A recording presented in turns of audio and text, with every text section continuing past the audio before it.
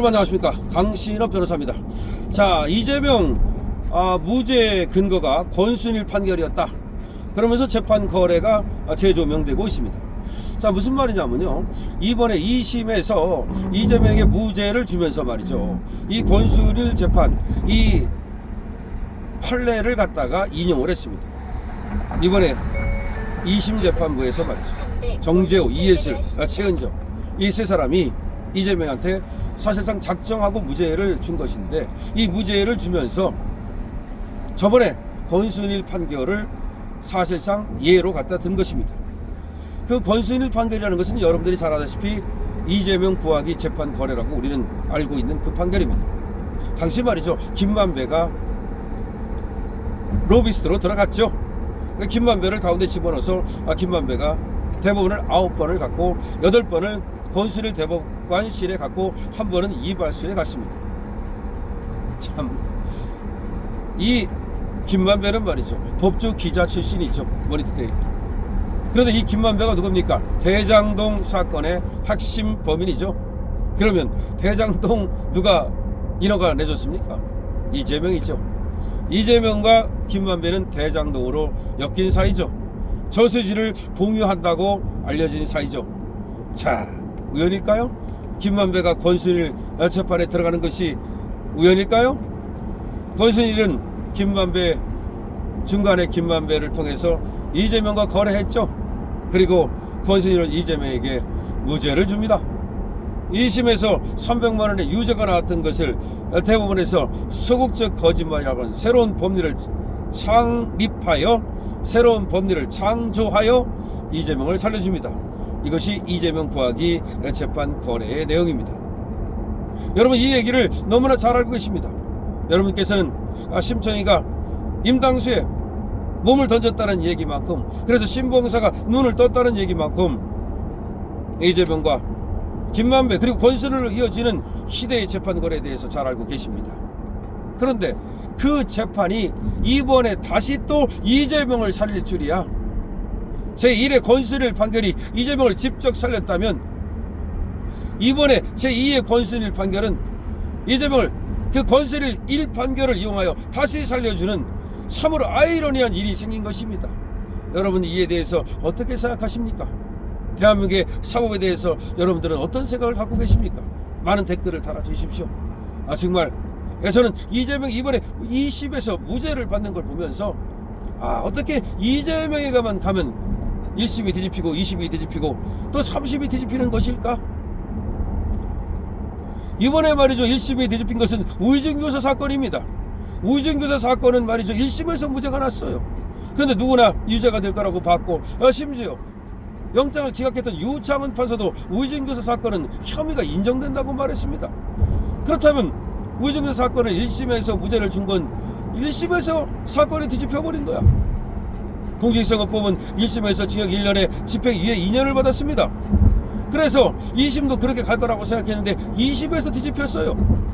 옛날에 친형을 정신병원에 입원시키지 않았다, 그 발언은 3심에서 권순일에 의해서 무죄로 뒤집혔습니다. 그러면 무슨 재주가 있걸래 이재명은 1심에서도 뒤집고 2심에서도 뒤집고 3심에서 뒤집고 뒤집기의 달인입니까? 정말로 너무나 슬픈 일입니다. 자, 그와 관련해서 말이죠, 지금 더 퍼블릭에서 도대체가 이재명 무죄 근거로 갖다 쓴 권순일 판결 도대체 어떻게 된 건가, 그것을 지금 조명하고 있습니다. 여러분께 소개시켜드리죠. 수원지방검찰청은 2018년 12월 11일 당시 경찰이 기소 의견으로 송치한 친형 강제 입원 의혹 등 공직선거법상 허위사실 공표 혐의를 받는 이재명 경기도지사를 재판에 넘깁니다. 다시 말하면 수원지방검찰청은 2018년 12월 11일 친형 강제 입원 거짓말 사건과 관련해서 공직선거법상 허위사실 공표 혐의로 이재명을 갖다가 기소를 합니다. 근데 이거는 경찰에서 수사를 해서 경찰에서도 기소 의견으로 올라온 거예요. 또한 트위터 X계정을 이용해 허위사실 유포한 혐의를 받았던 이재명 지사의 배우자 김혜경 씨에 대해서는 증거 부족 등을 이유로 불기소 처분 결정을 내립니다. 이때 이재명은 기소하고 이재명의 마누라 김혜경이는 불기소 결정을 내렸어요. 먼저 그럼 김혜경 씨에 대한 불기소 처분부터 살펴보자면, 이른바 해경군 김씨로 알려진 정의를 위하여 트위터 계정 주는 2018년 6월 경기사 선거 당시 전해철 민주당 경선 후보에 대한 허위사실 유포한 혐의로 고발을 당합니다.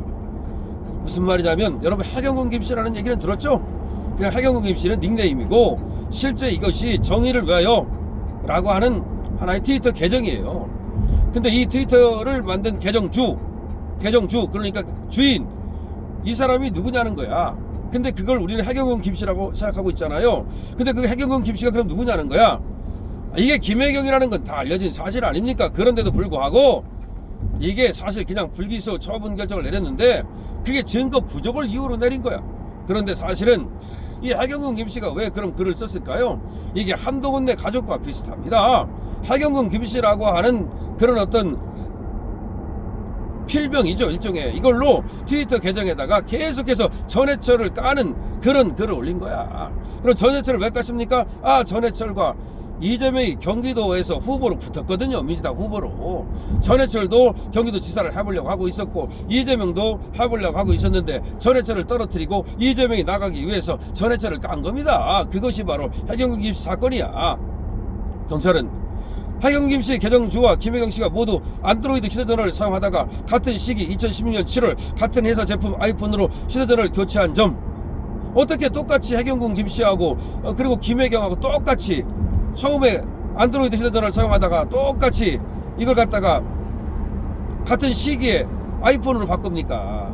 똑같은 시기, 그게 같은 사람이라는 걸 분명히 얘기해 주는 거지. 또한 해경군 김씨 계정주와 김혜경 씨가 카카오 스토리에 같은 내용의 게시물을 거의 동시에 등록한 경우가 수차례 이르는 점 등을 근거로 해경군 김씨가 김혜경이라고 보고 기소 의견으로 검찰에 송치합니다. 그러니까 김혜경도 검찰에 송치가 되고 이재명도 검찰에 송치가 된 거예요. 둘 다. 그러나 검찰은 김혜경 씨가 해경군 김씨 계정주라고 단정하거나 또한 직접 글을 썼다고 단정할 만한 증거가 부족하다면서 김혜경은 불기소 처분을 합니다. 그래서 해경군 김씨 사건은 불기소 처분이 된 거예요. 증거 부족하다 그러면서 이재명 경기지사의 7년 강제 입원 의혹 관련 허위사실 공표 혐의 사건의 경우 2019년 10월 항소심에서 당선 무효인 벌금 300만 원이 선고되지만 2020년 7월 대법원에서 무죄 취지로 파기 환송이 됩니다. 1심에서는 무죄를 받았지만 2심에서는 300만 원의 벌금을 받았거든요. 그것이 2019년 10월입니다. 그런데 이것이 대법원에 올라가서 1년 만에 2020년 7월 무죄 취지로 파기환송이 되죠.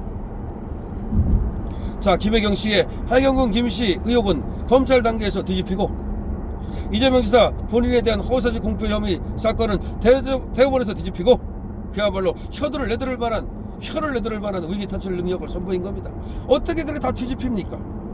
경찰에서는 김혜경 씨도 기소 의견이라고 했는데 검찰에서 뒤집혔어. 그거는.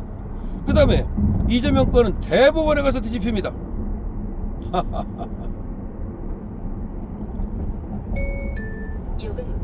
이런 의기탈출 능력은 말이죠, 대단한 이재명만이 갖고 있는 능력입니다. 민주당이 수적 우위에 있고 당시 이재명 대표가 단식하고 있던 터라 절대 뚫리지 않을 것만 같았던 방탄이 2023년 9월 21일 국회 본회의에서 체포 동의안이 가결되면서 일단 뚫렸습니다. 방탄이 뚫림에 따라서 이재명 대표의 구속은 기정사실로 여겨진과 동시에 정치 인생도 종식될 것이라는 예상이 대대적이었죠. 그런데 다시 살아납니다. 어디에서? 영장실질심사에서. 누구에 의해서? 유창훈에 의해서. 와, 다시 한번 또 살아납니다. 아울러 고 김문기 성남도시개발공사 개발 1처장을 성남시장 재직 때는 알지 못했다. 국토교통부가 협박해서 백현동 한국식품연구원 부지 용도 상향을 할 수밖에 없었다 등의 허위사실 공표 혐의로 이재명은 지난해 11월 15일 1심 재판부에서 징역 1년에 집행유예 2년을 선고받았고 우리는 모두가 잔치국수를 먹었습니다. 이 때문에 조기 대선이 열린다고 해도 이재명 대표가 대권을 잡기는 쉽지 않을 것이라는 관측이 적지 않았습니다. 그런데 이번에 항소심 재판부는 1심 판결을 뒤집고 다시 무죄를 선고했습니다.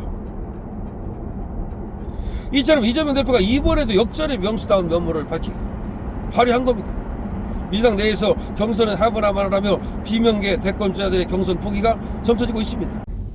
이재명 항소심 무죄에 다시금 영화 아수라가 해자되고 있습니다. 서울고등법원 6-2부 지금 고등법원은 말이죠, 이번에 무죄를 줬는데 이게 영화 아수라에 똑같이 나온다는 겁니다. 영화 아수라의 초반부를 보면 공소법 위반 사건으로 그 당시 안남수장 박성배가 350만 원의 벌금을 받는데 항소심에 가서 무죄를 선고받고 당당하게 걸어 나옵니다. 그러면서 이런 말을 합니다. 사법부가 정의로운 판결을 해줘서 참 다행입니다만 검찰이 증인도 없이 저를 기소하겠다는 게 이게 얼마나 이게 잘못된 겁니까? 이렇게 얘기합니다. 이거하고 똑같아. 이번에 말이죠, 이재명이 그렇게 똑같이 얘기합니다. 박성배 시장이 이어 이건 우리 48만 안남 시민의 명예와 긍지를 훼손시키는 일이라고 생각합니다 라고 말하자 주변에 있던 지자들이 맞습니다 라며 박 시장에게 박수와 환호를 보냅니다. 실제로 지난 26일 항소심 선고를 마치고 취재진 앞에선 이재명 대표도 진실과 정의에 기반해 제대로 된 판결을 해주신 재판부에 먼저 감사드린다 라고 하면서 뭐라고 말했냐.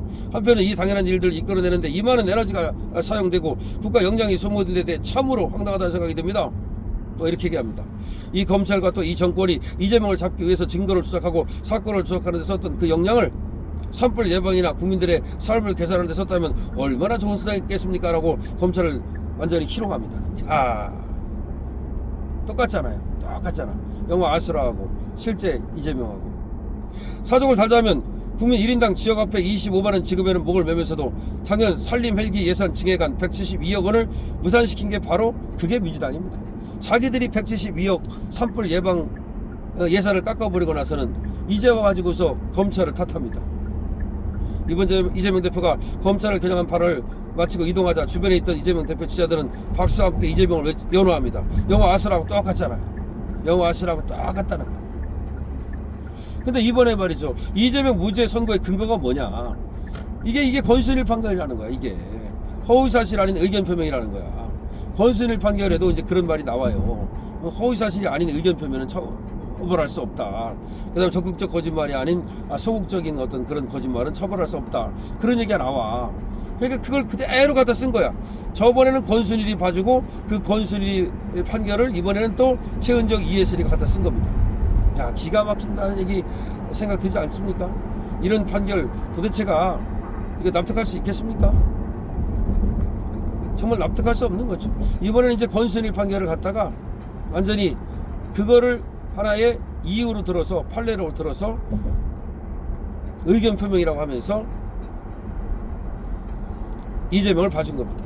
그러자 김기현 의원은 유권무죄 무권유죄 거짓말을 했는데 허위사실 공표는 아니라고 판시했던 50억 클럽 권순일의 생뚱맞은 종전대법원 판결의 대접이다 이렇게 얘기를 했고, 윤석열 의원도 페이스북을 통해서 권순일 대법관 파동 제2의 권순일 대법관 파동이다. 시대의 궤변이다. 코미디 같은 재판을 다시 보게 됐다. 권순일 때도 코미디 같은 재판을 봤는데 그런 코미디 같은 재판을 다시 보게 됐다. 이렇게 얘기했고,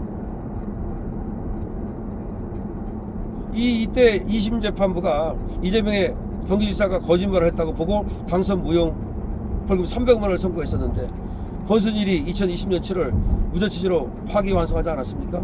근데 그게 바로 코미디 같은 판결이었는데 뭐라고 말했냐면은 이런 얘기를 합니다. 당시 대법원처럼 합의체가 말이죠.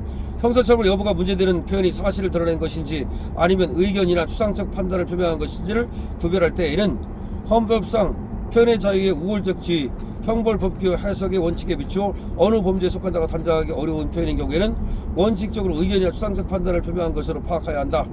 그러면서 이런 얘기를 했어요. 그때 권순일이가 요걸 요 항소심 재판부가 그대로 갖다 썼어.